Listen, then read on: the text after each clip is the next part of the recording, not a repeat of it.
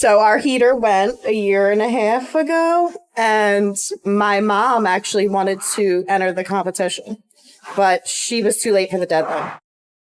So she passed away in September, and then the competition came through again, and my brother was like, Bean, they call me Beanie. We both have the same name, Eileen. He was like, Bean, you have to enter the competition. I was like, okay. So we took pictures of the heater.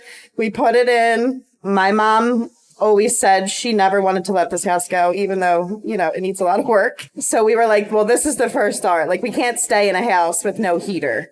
So we were very excited that we won the heater, and now we can stay here, like she wanted us to do. Awesome.